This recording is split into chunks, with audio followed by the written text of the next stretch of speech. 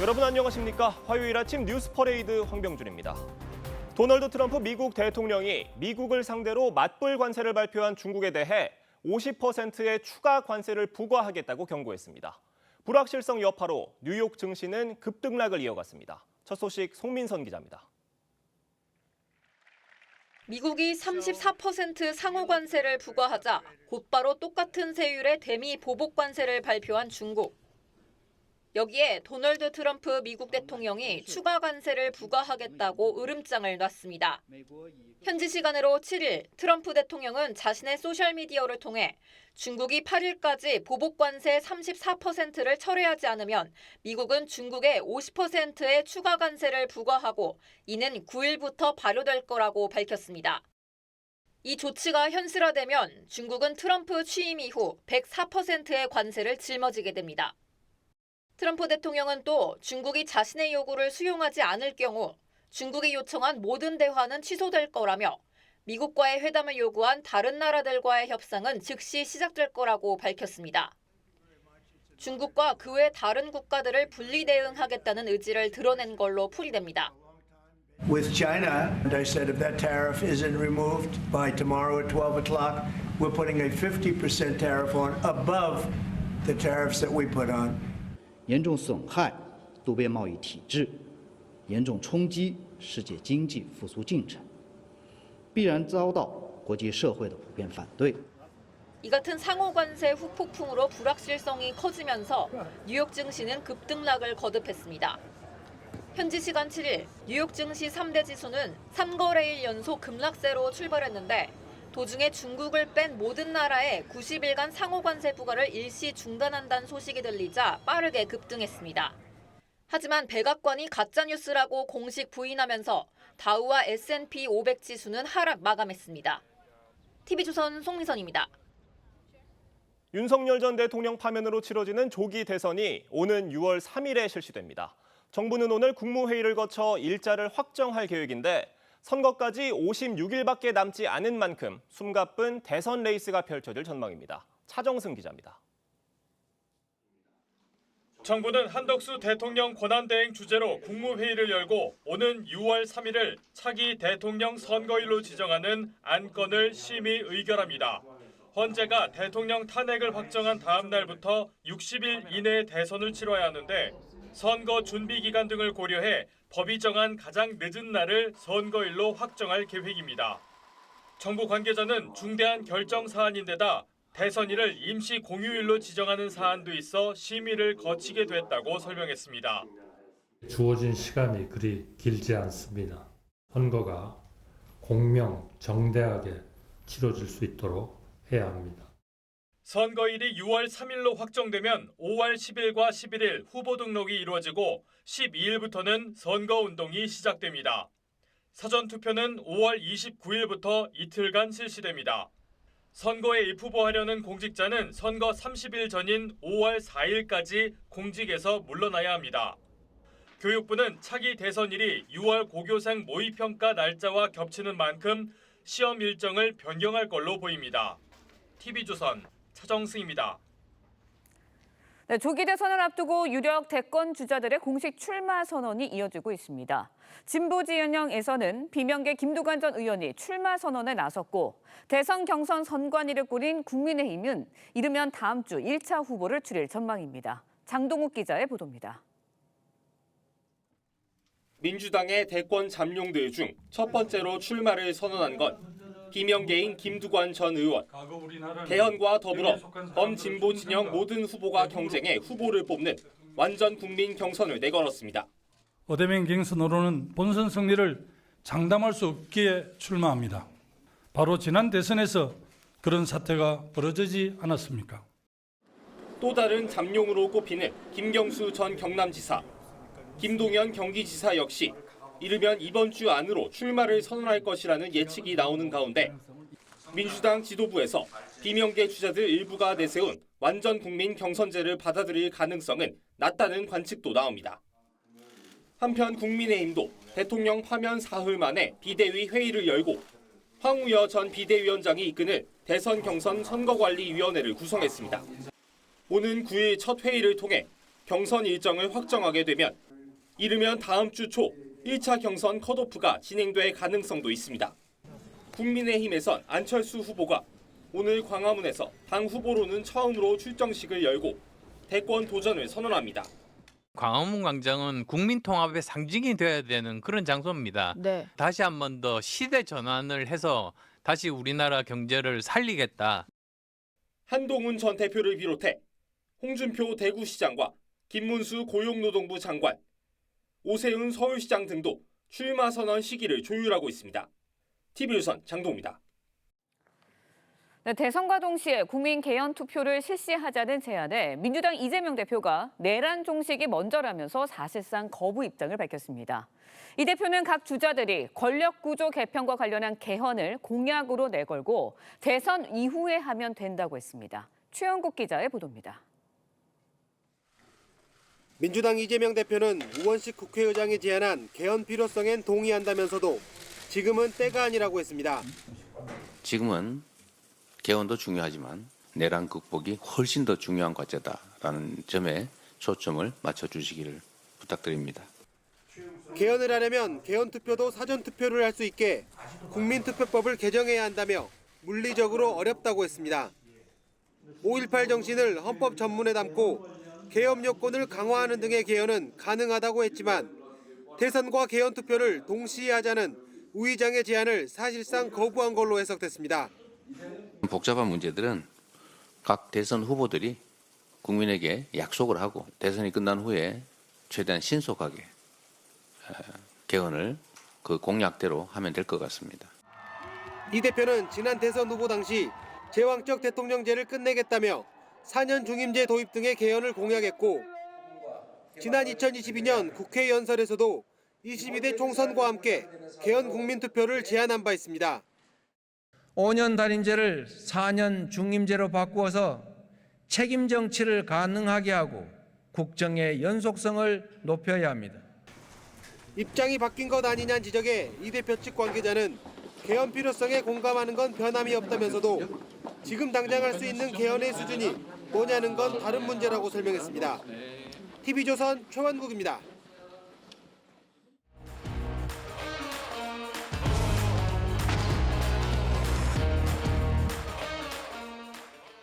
정치권 소식 짚어보는 아침의 맞수 시간입니다. 최병묵 정치평론가, 김상일 전 민주당 부대변인 나오셨습니다. 안녕하세요. 안녕하십니까. 조기 대선이 현실화가 됐습니다. 오는 6월 3일에 치러질 거라고 어제 보도가 나왔고요. 오늘 국무회의에서 확정될 것으로 보이는데 편집장님께서는 이번 대선이 어떤 구도로 치러질 거다 딱 한 문장으로 정리해 주실 수 있으시겠습니까?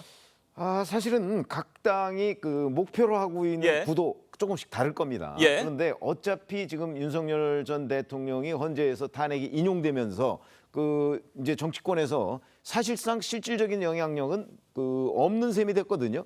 자, 이렇게 된다면 결국 이번에는 윤석열, 이재명 이 구도는 이제 사라진 거고요.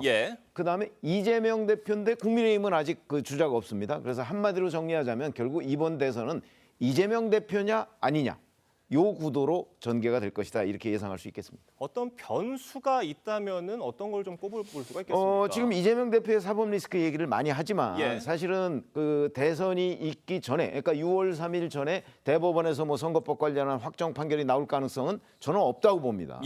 그렇다면 사법 리스크가 그럼 없느냐? 그건 아니죠. 여전히 남아 있는 거죠. 예를 들어서 이재명 그 대표가 대선에서 당선이 되더라도 자, 헌법 84조는 그럼 유효하냐 하지 않느냐. 예를 들어서 진행되는 재판이 중단되느냐 아니냐. 이 문제는 계속 논란이 되고 있거든요.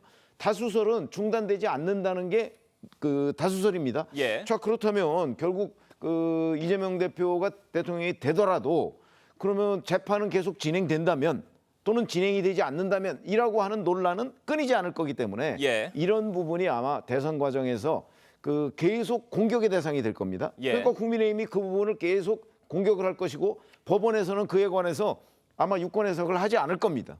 이렇게 되면 이재명 대표로서는 적어도 상당한 실점 요인이 될 것은 틀림없죠. 그래서 사법 리스크는 여전히 진행 중이다. 이렇게 말씀드릴 수 있습니다. 네, 오늘 기준으로 대선이 56일 남았습니다. 김상일 대변인께서 보시기에는 이번 대선의 구도와 변수 어떻게 전망하세요?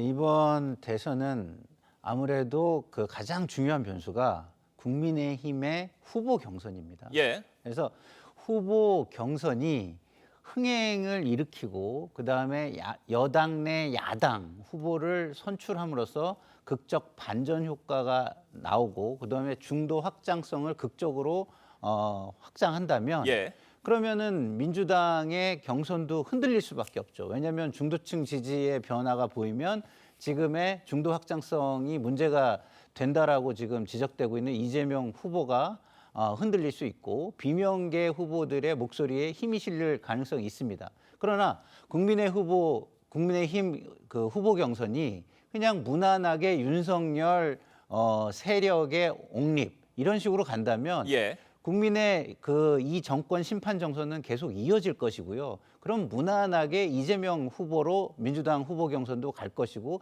대선도 심판 선거에 의해서 무난하게 치러질 가능성이 높다. 저는 이렇게 봅니다. 네, 지금 이런 상황에서 오원식 국회의장이 대선 이래 개헌 국민투표를 동시에 하자는 제안을 하면서 이재명 대표의 입장이 주목이 됐었는데요. 과거와는 다른 입장을 내놨습니다. 이재명 대표 목소리 들어보겠습니다. 5년 단임제를 4년 중임제로 바꾸어서 책임 정치를 가능하게 하고 국정의 연속성을 높여야 합니다. 지금은 개헌도 중요하지만 내란 극복이 훨씬 더 중요한 과제다라는 점에 초점을 맞춰주시기를 부탁드립니다. 복잡한 문제들은 각 대선 후보들이 국민에게 약속을 하고 대선이 끝난 후에 최대한 신속하게 개헌을 그 공약대로 하면 될 것 같습니다. 보신 것처럼 이재명 대표 입장이 3년과는 달라진 모습이고요. 지금 오원식 국회의장의 제안에 대해서 이재명 대표는 핵심적인 내용은 빼고 지금 일단 나중에 그 부분은 나중에 하자 이런 입장인 겁니다. 어떻게 보세요? 그 우원식 국회의장의 그 특별담화 내용을 보면요. 예. 각 당 지도부하고 공감대를 이뤘다 이렇게 돼 있습니다. 그렇죠? 예. 그러면 각 당 지도부라고 하면 국민의힘은 지금 사실은 임시체제입니다. 권영세 비대위원장. 그러면 제일 중요한 인물은 이재명 대표예요. 예. 특히 이재명 대표가 이제 이른바 대선의 대통령에 가장 근접해 있는 사람 아닙니까?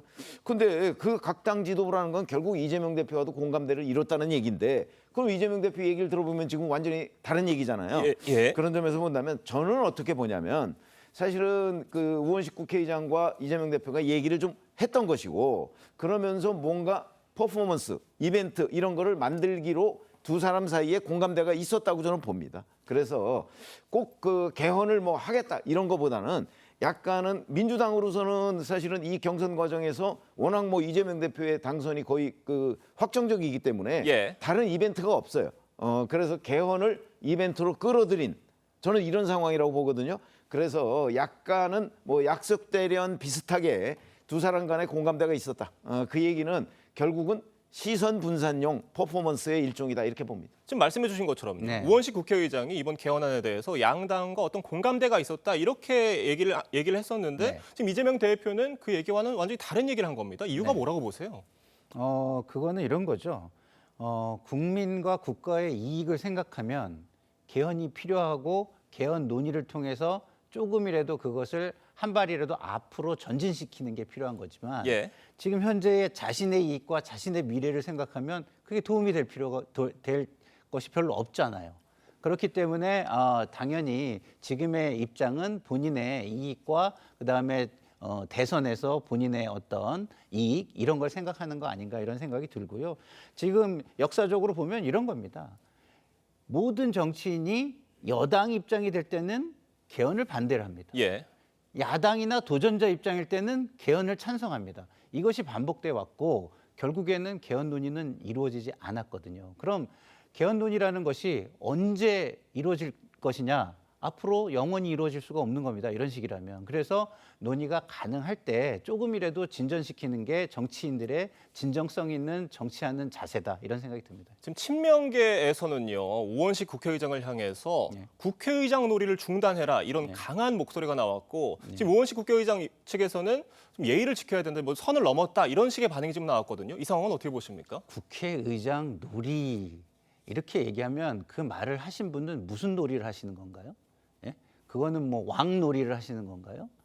저는 그렇게 얘기하는 게 정치 도의상 맞지 않다고 생각합니다. 옳고 그름이 있으면 옳고 예. 그름을 세세하게 이야기해서 국민의 이해를 돕고 자신의 어떤 논리를 설파하려고 해야지 사람을 비난함으로써 반사 이익을 얻고 그다음에 그것을 편가르기식으로 정치를 하는 것 이게 지금 우리나라를 망치는 가장 큰 폐해라고 저는 생각합니다. 지금 뭐 양문석 의원의 경우에는 페이스북에 뭐 개헌은 개나 줘라 이런 좀 강한 발언을 썼는데 어떻게 보셨어요?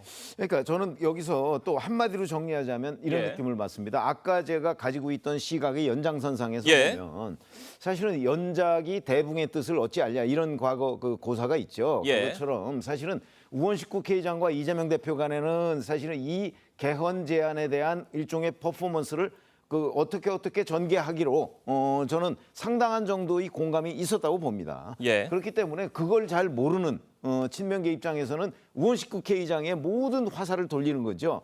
그러나 실제 그 내부를 들여다보면 아마 이 친명계들이 우원식 국회의장을 일방적으로 비판할 정도로 그 정도로 양쪽이 공감대가 없고 우원식 그 국회의장이 뭔가 돌출 발언을 했다. 전 그렇게 보지 않기 때문에 예.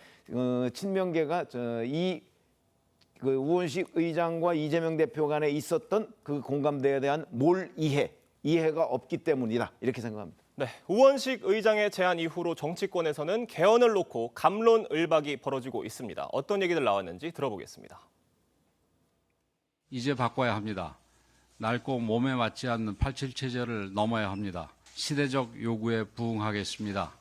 국민의 뜻을 제대로 반영하는 개헌안을 마련하여 국민과 함께 대한민국을 다시 세우는 개헌의 길에 나서겠습니다.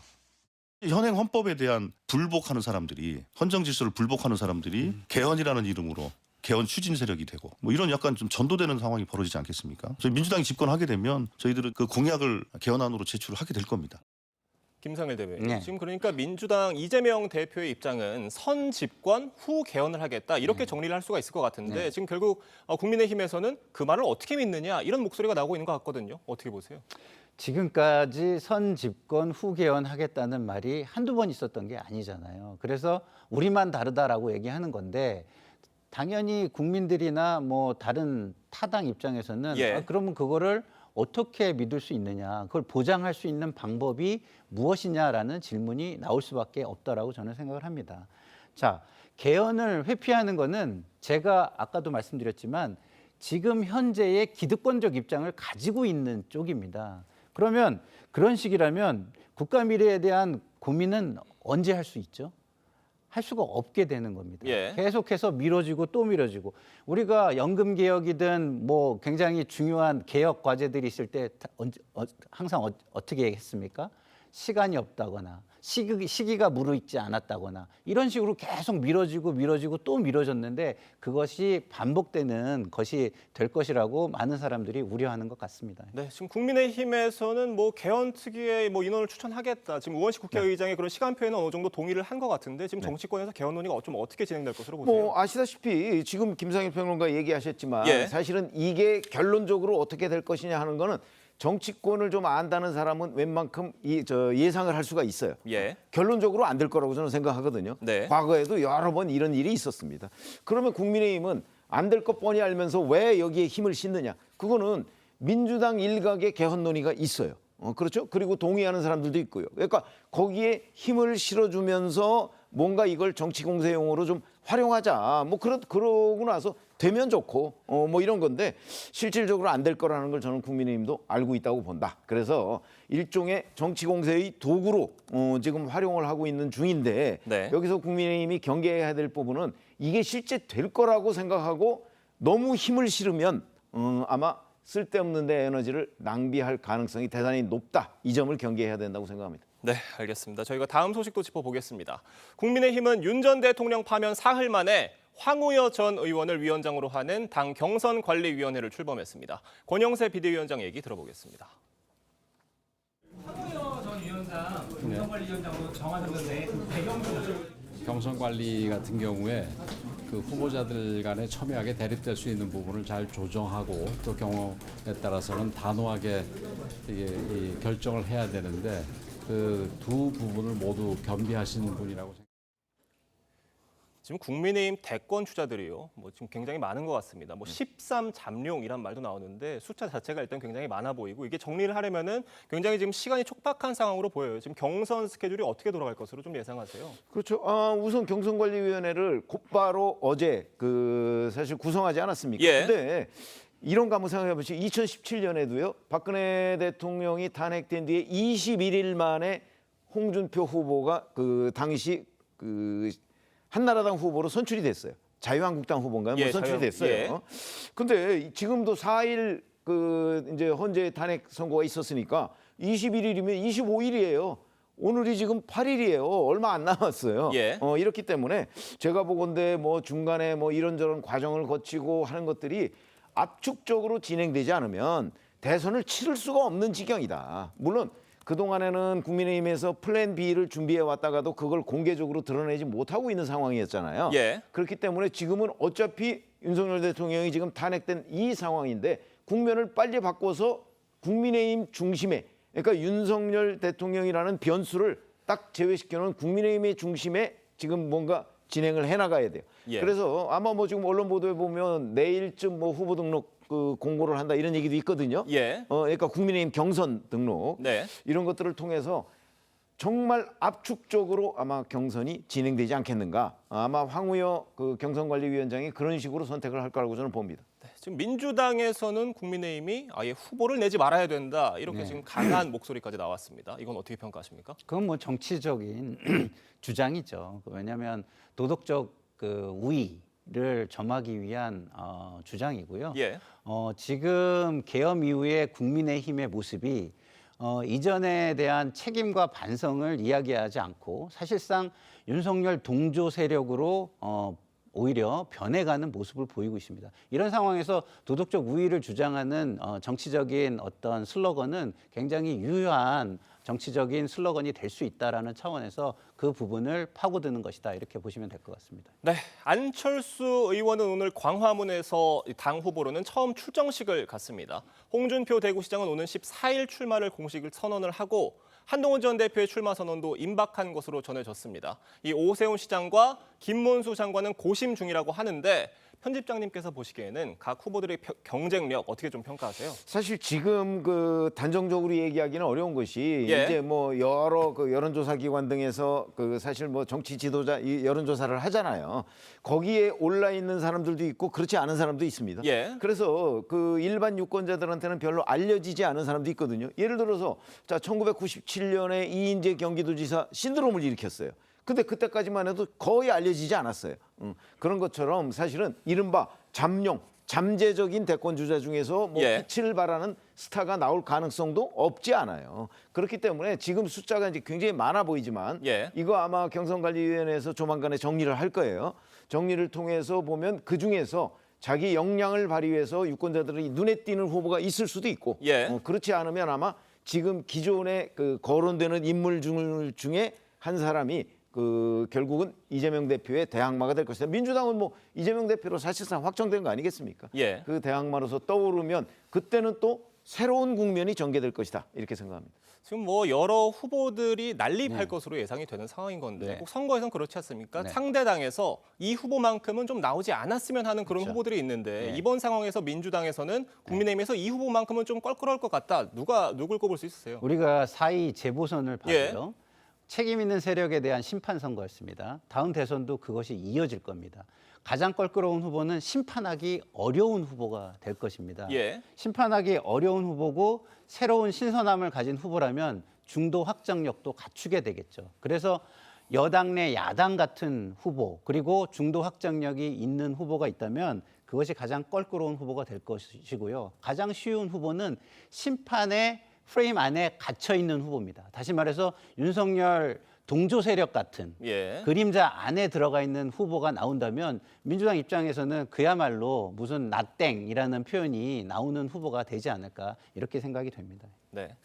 국민의힘 안팎에서는 지금 한덕수 권한대행을 후보로 내세워야 된다 이런 목소리도 나오고 있는데 지금 평론가님께서 말씀해 주신 그런 어떤 민주당이 껄끄러워할 수 있는 후보로 한덕수 후보 좀 적임자라고 보세요? 그 2017년에도요 황교안 대통령 권한대행을 후보로 모시자 뭐 이런 그 움직임이 있었어요. 근데 결국 안 됐죠. 이게 그 저희가 보기에는 이 정치 영역과 행정의 영역은요 명확하게 구분됩니다. 그 일반 사람들로서는 그게 뭐 그게 그거 아니냐 이렇게 고위직으로 올라가면 비슷한 것 아니냐 이렇게 생각할지 모르지만 저희처럼 이 정치를 오래 관찰해 본 사람 입장에서 보면 사실은 그 영역은 굉장히 전문성이 나눠져 있습니다. 그렇게 보면 한덕수 대통령 권한대행은 관료로서 50년 넘게 그 아주 훌륭한 여러 가지 업적을 쌓았지 않습니까? 그러나 그거는 정치 영역으로 왔을 때는 그런 업적이 크게 그 영향을 미치기 어려운 상황이 될 것이다. 이렇게 보고 시간도 없고 그다음에 현재 대선을 관리하는 입장인데 갑자기 그 심판이 선수로 뛴다. 이것도 유권자들한테는 굉장히 부정적인 영향을 미칠 것이기 때문에 저는 그 어떤 부질없는 논쟁이다. 이렇게 생각이 듭니다. 지금 민주당에서는 김두관 전 의원이 출사표를 가장 먼저 던졌습니다. 네, 맞습니다. 사실 이재명 대표의 일강 구도를 좀 어떻게든 흔들어 보겠다 이런 의도로 풀이가 되는데 흔들릴 수가 있을 걸로 보세요. 흔들리기가 어렵습니다. 지금 구조적으로 기울어진 운동장은요 환경 자체가 바뀌어야 돼요. 내부에서 뭐 망치로 두들기고 뭐 곡괭이로 파고 해가지고 운동장을 고르는 작업을 하기에는 시간도 없고 그 정도의 아직 에너지도 없다고 보시는 게 맞습니다. 다시 말해서 제가 이전에 질문에 말씀을 드렸듯이 국민의힘에서 만약에 전략적 선택을 통해서 중도 확장력이 있고 지금 윤석열 그 정권 심판론에서 벗어나는 후보를 선택해서 지지율이 흔들린다면 그때는 김두관 후보 같은 비명계 후보들이 말에 힘도 실리고 경쟁력도 강화될 것이지만 지금 상황에서는 우리 편집장님 말씀대로 민주당의 후보는 사실상 결정된 거나 다름이 없다 이렇게 보시는 게 맞겠습니다. 네, 알겠습니다. 오늘 두 분 말씀은 여기까지 듣도록 하겠습니다. 감사합니다. 어제 낮 경남 하동군 야산에서 발생한 산불로 진화 작업이 밤새 이어졌습니다. 어제 오후 11시 기준 산불 진화율은 99%로 날이 밝는 대로 헬기 36대를 동원해 오전 중 주불을 잡을 계획입니다. 산림당국은 70대 남성이 예초 작업을 하다가 불이 난 것으로 보고 정확한 화재 경위를 조사하고 있습니다. 명태균 의혹을 수사 중인 검찰이 김건희 여사 측에 소환을 통보한 것으로 확인됐습니다. 지난해 도이치모터스 주가 조작 수사 땐 경호처 부속 건물에서 방문 조사를 했지만 이번엔 검찰 청사로 소환할 방침입니다. 윤석열 전 대통령 파면으로 검찰 수사에 속도를 내는 모양새입니다. 안혜리 기자입니다. 검찰은 명태균 씨가 2022년 대선 여론조사 결과를 윤석열 전 대통령 부부에게 무상으로 제공하고 김영선 전 의원 공천을 대가로 받은 의혹을 수사 중입니다.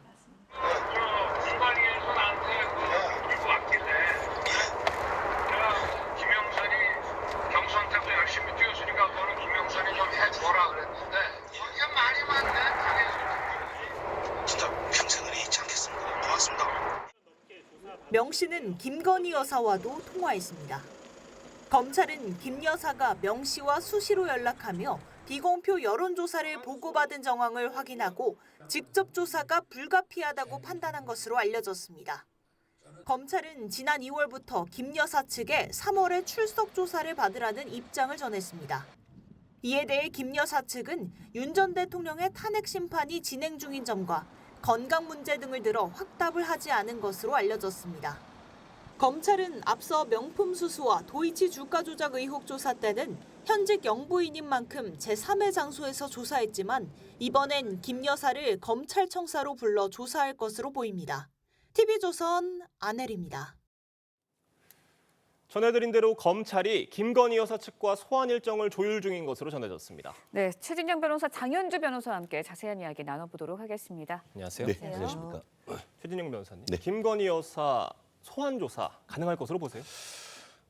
달리 방법이 없죠. 결국 지금 법 앞에 누구나 평등한 것이고 또 지금 특히 윤석열 대통령이 파면된 이런 상황이다 보니까 검찰로서도 이 탄핵 결정 이전에 좀 소환 통보를 한 것으로 보이는 것 같은데요.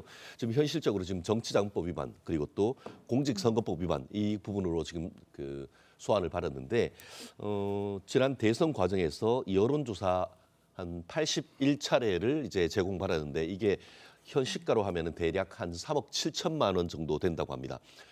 지금 그 정치자금법 같은 경우에는 정치자금법에 정해진 방법 이외로 정치자금을 기부를 받으면은 그게 정치자금법 위반인데 네. 결국 3억 7천만 원 상당을 무상으로 기부받았다라는 취지로 해서 정치자금법 위반의 혐의가 있고 더불어서 이에 대한 대가로 그 이후에 있었던 2022년 6월에 있었던 재보궐선거에서 김영선 의원을 공천하도록 하는데 그렇게 어떤 편의를 제공했다라는 취지로 해서 공직선거법 위반 두 개의 어떤 것은 상호적으로 이제 연관되어 있는 이런 부분이라서 과연 그 언제 출석을 할 것인지 이런 부분이 귀추가 주목됩니다. 네. 앞서 저희가 리포터로도 전해드렸지만 김 여사가 이제 도이치 주가 조작 의혹과 관련한 조사를 받을 때는 제3의 장소에서 현직 영부인 신분이기 때문에 제3의 장소에서 조사를 받았는데 이번에는 검찰청으로 소환을 하겠다는 게 검찰의 입장이거든요. 그렇죠. 가능하다고 보세요? 사실 검찰이 이제 소환 조사는 임박했다라고 보는 것이 맞는 것 같습니다. 예. 다만 그렇다고 김건희 여사가 포토라인에 설 가능성은 높지는 않다라고 보이는데요. 결국 이제는 관련된 내부 규칙이 변경이 되어서 특별한 경우가 아니고는 원칙적으로는 포토라인에 피의자를 세우지를 않습니다. 따라서 아마 김건희 여사 같은 경우에도 일정을 조율한 후에 아마 지하 주차장이나 이런 부분으로 들어가서 비공개로 소환되고 조사를 받을 가능성이 높다라고 보이고요. 일단 소환 조사가 이루어지게 된다라고 한다면 검찰로서는 당연히 수사 속도는 조금씩 끌어올릴 거라고 생각은 듭니다. 지금 공천 개입 의혹과 관련해서 윤석열 전 대통령도 소환 조사를 받을 가능성이 있는 겁니까? 그것은 뭐 명태균 씨도 제 기억에 한 3주 전에 그 서울중앙지방검찰청에서 조사를 받았고 그 결과에 따라서 윤석열 대통령과의 어떤 관련성이 있다라고 할 경우에는 검찰에서 윤 전 대통령을 소환할 가능성도 배제할 수는 없습니다. 다만 그 지금 말씀하신 것처럼 그 김건희 여사를 먼저 소환을 해서 조사를 하고 그와 같은 내용이 그 좀 또 윤 대통령과 어떤 관련성이 있으면은 다시 윤 대통령에 대한 소환이 있을 수 있는데 뭐 아까 그 리포트에서 보신 것처럼 명태균 씨의 폰에 녹음이 된 윤석열 대통령의 그 대화 뭐 해주라고 하는데 당에서 말이 많네. 이런 부분이 어떤 맥락에서 이루어진 것인지 그것이 공천 개입과 관련되는 것인지에 따라서 윤석열 대통령의 소환 여부는 결정될 것으로 봅니다. 네, 이번에는요. 지금 명태균 의혹과 관련된 소환 조사 어떻게 이루어지고 있는지 좀 살펴보도록 하겠습니다. 오세훈 서울시장에 대한 수사가 좀 주목이 되고 있는데 어떻게 진행이 되고 있다고 보세요? 네, 그러니까 이제 오세훈 시장에 대해서는 그러니까 21년 4월에 서울시장 보궐선거 때 그 미공표 여론조사 13차례를 받고 이 비용을 후원자가 대납을 했다라는 의혹을 받고 있습니다. 관련된 사건도 중앙지검에서 수사를 하고 있는데요. 사실 명 씨나 뭐 강혜경 씨 같은 경우에는 지금 수사가 어느 정도 이루어진 상황이고 그리고 최측근들에 대해서도 참고인 조사까지 이루어진 상황입니다.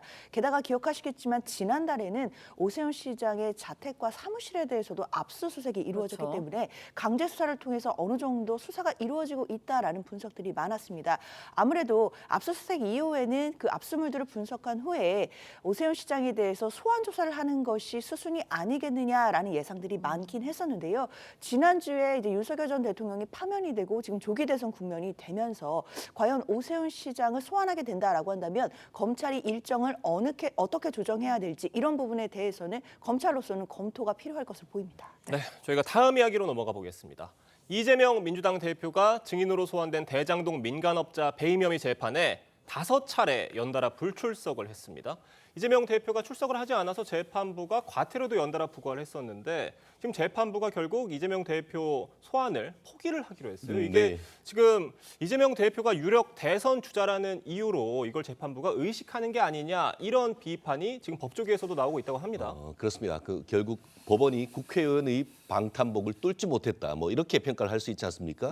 실질적으로 헌법 11조 평등 조항에 보면은 사회적 특수 계급은 인정되지 않고 어떠한 이유로도 이를 창설하지 못한다라고 되어 있습니다. 제가 변호사를 한 20여 년 하고 수십 명의 증인을 소환하고 신문을 해봤습니다만 이렇게 과태료를 몇 번 부과한 이후에 보통은 사실은 그 정도면은 구인을 위한 구속영장이 발부되기 때문에 한 2번 정도 과태료를 부과했음에도 불구하고 불출석하는 케이스는 제 실무 경험상 거의 본 적이 없습니다. 그런데 지금 이재명 대표 같은 경우에는 과태료 결정에 대해서도 이의를 하고 하는 등 결국 재판 지연하기 위한 나름대로 할 수 있는 모든 어떤 그 법적 방법을 다 쓰는 것 같습니다. 물론 뭐 본인의 법적 방법을 쓰는 것에 대해서는 뭐라고 할 수는 없습니다. 하지만 그것이 과연 정당한지에 대해서 굉장히 의문이 아닐 수가 없는데요. 실질적으로 지금 그 과태료 2번, 그러니까 300만 원, 500만 원 부과됐음에도 불구하고 법원 같은 경우에는 더 이상 부르지 않기로 했는데 그것은 국회의원의 방탄복, 불체포 특권 때문 아니겠습니까? 지금 보면은 민주당이 지속적으로 계속 어떻게 보면은 정기회 이외에 임시회를 계속 하고 있지 않습니까? 국회 회기 중에는 국회에 체포 동의안이 없으면은 구속영장을 집행할 수가 없습니다. 그러니까 결국 국회는 지속적인 어떤 방탄 임시회를 통해 가지고 사실상 이재명 대표가 법원에서 출석하는 것을 지금 사실상 막고 있는 이런 부분인데 보통 국민들은 이것을 상상할 수 없는 일이죠. 그렇기 때문에 이런 부분이 이 대선 과정에서 이재명 대표에게 법 추진이라는 관점에서 정당한지에 대해서는 상당히 의문을 제기하지 않을 수 없습니다. 네, 이재명 대표의 본인의 재판에도 이런 잇따른 재판 불출석이 어떤 영향을 가하지 않을까라는 생각도 드는데 어떻게 전망하세요? 사실 대장동과 관련된 재판은 크게 두 갈래에서 재판이 진행 중입니다. 그러니까 대장동에 연루된 의혹을 받고 있는 민간업자들에 대해서 재판이 있고요. 그리고 이재명 대표가 피고인으로 돼 있는 별도의 재판이 있습니다. 지금 증인 신청이 된 사건은 대장동 민간업자 재판에서 이재명 대표가 증인으로 채택이 된 거거든요. 근데 이재명 대표 입장에서는 뭐 법원의 증인 채택을 무시한다 이런 취지가 아니라 사실상 지금 일정상의 곤란함도 있는 것이고 그리고 민간업자들의 재판에 나가서 본인이 증언할 내용이 없다라는 취지로 사실상 증인으로 채택된 부분들을 철회해달라라는 요청도 법원에 한 바가 있었습니다. 그렇기 때문에 뭐 법원으로서도 여러 가지 고려가 있을 거라는 생각은 들고요.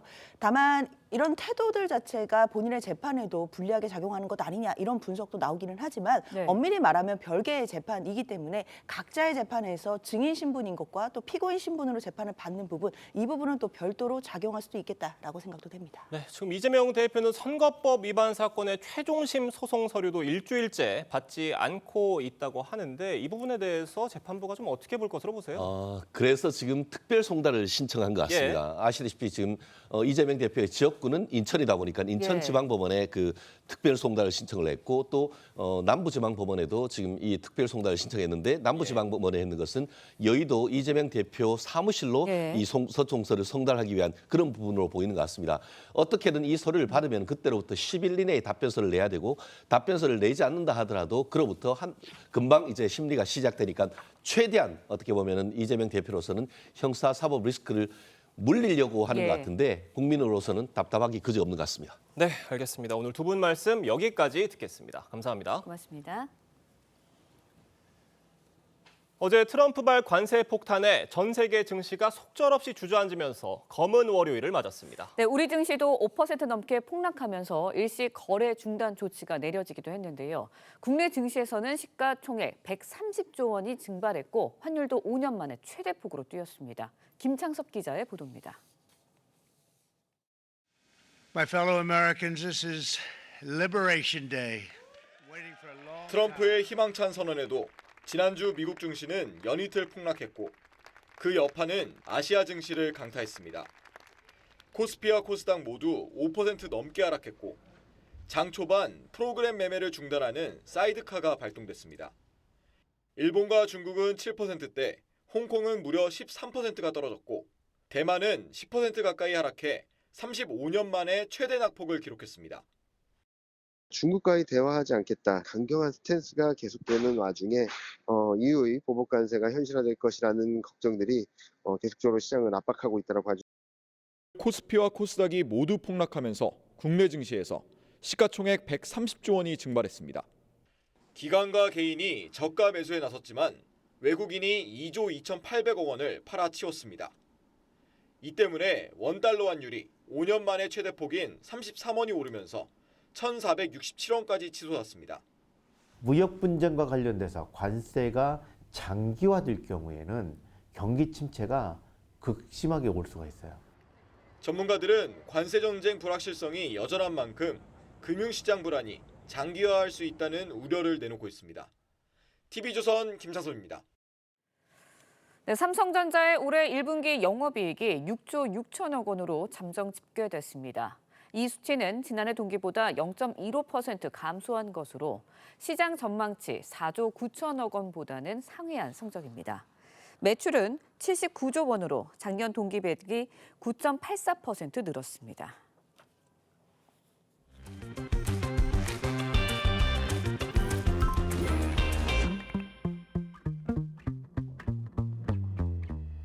네, 화제 이슈 콕 집어서 파헤쳐봅니다. 아침에 픽 시작합니다. 트럼프발 관세 충격으로 국내 금융시장 크게 요동쳤습니다. 관련 소식 이인철 참좋은경제연구소장과 함께 자세히 짚어보도록 하겠습니다. 안녕하세요.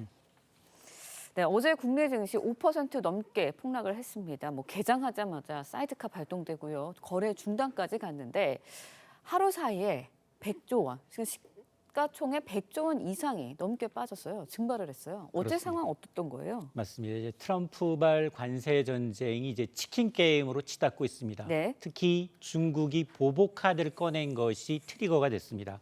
글로벌 경기 침체 우려 속에 금융시장은 투매 양상이 빚어졌는데요. 검은 월요일 코스피, 코스닥 모두 5% 넘게 동반 폭락했는데 양시장의 시가총액이 하루 만에 131조 원 증발했습니다.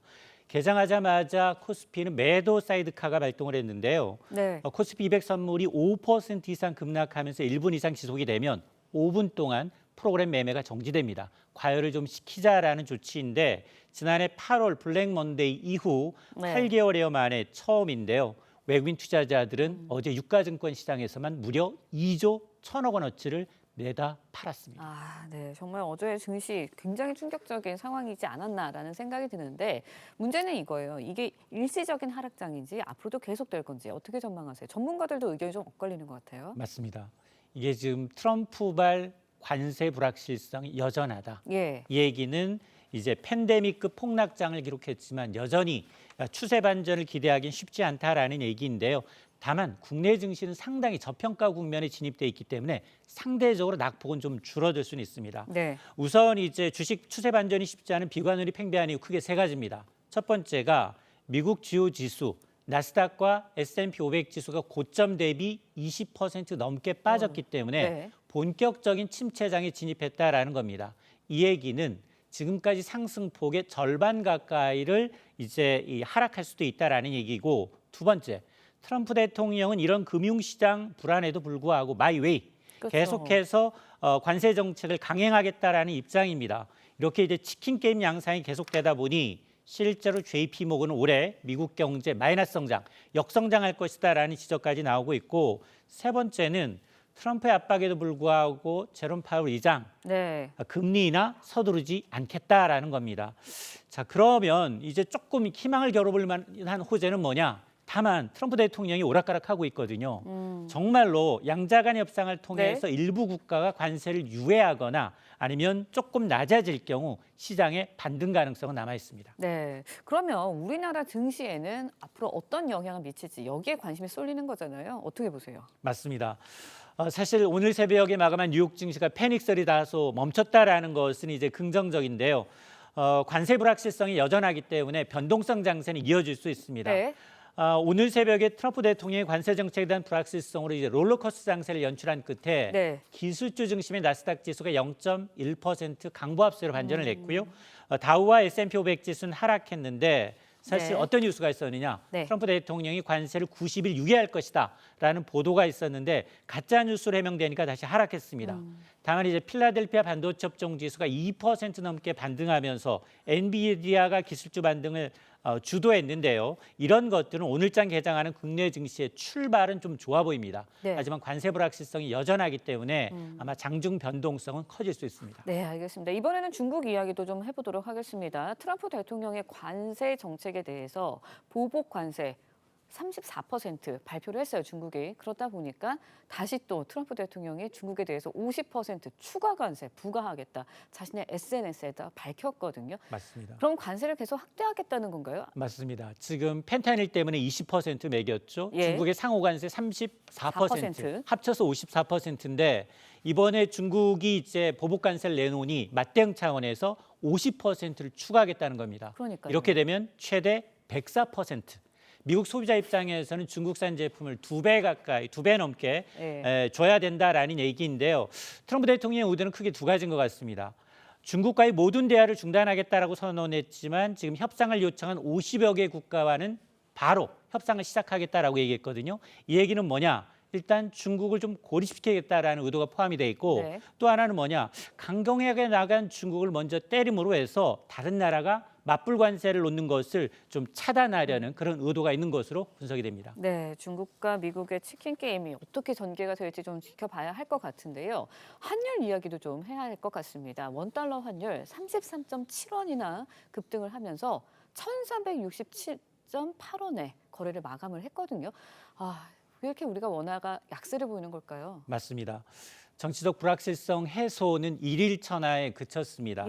관세 폭탄이 탄핵 리스크 해소를 이겼는데요. 어제 서울 외환시장 전국여래에서 하루 만에 33.7원이나 이제 급등을 했습니다. 1,467.8원에 마감을 해서 하루 상승폭으로는 2020년 3월 이후 5년 만에 가장 컸는데요. 지난 주말 윤석열 전 대통령 파면 결정으로 하루 만에 원화 가치가 32원 가까이 폭등했는데 그걸 관세 폭탄의 위력이 더 세다라는 얘기인데 문제는 외국인 투자자들이 이제 월간 기준 8개월 연속 순매도했는데 최근 들어서는 하루에도 조 단위로 매도를 하고 있습니다. 이걸 원화에서 달러로 바꾸게 되면 그만큼 원화 가치는 더 떨어질 수밖에 없고요. 더 큰 문제는 뭐냐?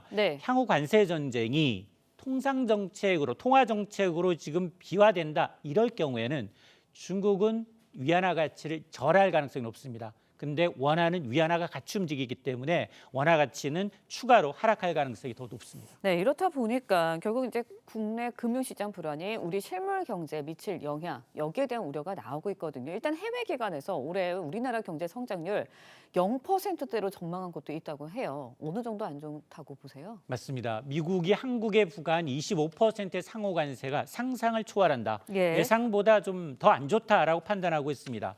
그러다 보니 글로벌 투자은행 8곳에 평균 우리나라의 올해 성장률은 1.4%인데 최악의 시나리오는 JP모건입니다. 올해 0.9%까지 내다보고 있는데 이게 관세 전쟁이 본격화되기 전 수치입니다. 그러면서 단기적으로 올해 1분기 마이너스 성장 가능성까지 제기가 되고 있는데 상호 관세는 2분기부터 적용이 됩니다. 자, 그러다 보니 실제로 올해 우리 경제가 제로 성장에 그친다? 그동안 우리는 역사상 제로 성장한 것은 3번밖에 없습니다. 1980년대 2차 오일 쇼크, 1998년 IMF 쇼크, 2020년 팬데믹밖에 없기 때문에 위기가 아닌 상황에서도 올해 최악의 성적표를 받아들 수 있다라는 얘기입니다. 네, 결국은 이제 국가가 나서서 관세 정책에 대해서 좀 해결을 해야 되지 않을까라는 생각인데 오늘부터 양일간 정인교 상업통상자원부 통상교섭본부장 워싱턴 DC 방문합니다. 어떤 점을 중점적으로 가지고 올까요? 맞습니다. 정인교 통상교섭본부장이 이 고위급 인사와 상호관세를 협의하기 위해서 이제 방미하게 되는데요. 근데 트럼프 대통령과 직접 만나지는 못합니다. 그러다 보니까 향후 구체적인 입장, 계획을 파악하고 상호관세 인하를 요청할 것을 알려지고 있는데 크게 한 3가지가 필요합니다. 우선 단기적으로 미국 시장을 포기할 수 없기 때문에 미국 시장에 대한 투자 생산 확대는 불가피합니다. 자, 그렇다면 현대차의 31조 원 투자라든가 대한항공의 48조 원 투자는 정부와 민간이 공동을 발표하면서 협상력을 높이는 전략이 필요하고요. 또 두 번째, 알래스카 LNG 프로젝트의 참여를 전제로 협상 카드로 활용할 필요가 있다. 여기에 이미 일본과 대만이 참여 의사를 밝혔기 때문에 경제성이 상대적으로 부담이 줄어들 수 있습니다. 뒤에 함께 지금 미국이 발끈하고 있는 게 한중일 고위급 장관회담의 사진 하나만 갖고 민감하게 반응하고 있다는 걸 감안하게 되면 이들 국가와 연대해서 WTO의 이의제기와 같은 외교적 대응도 병행해야 하고요. 중장기적으로는 미국과 중국의 의존도가 너무 높다는 겁니다. 이 수출 다변화와 더불어서 공급망 유연화와 같은 구조적인 전환도 필요합니다. 네, 뭐 말은 쉽지만 그래도 실질적으로 하려면 쉽지 않을 것 같습니다. 그래도 헤쳐나가야겠죠. 오늘 참좋은경제연구소장 이인철 소장과 함께 자세한 이야기 나눠봤습니다. 오늘 말씀 여기까지 듣겠습니다. 고맙습니다.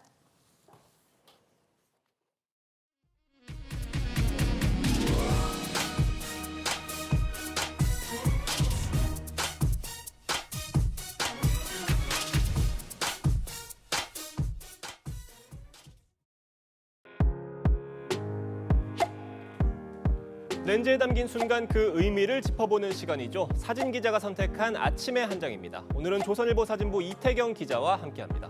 안녕하세요. 오늘 볼 사진 어떤 건가요? 네, 캄보디아에서 새로운 기네스 기록이 나왔는데요.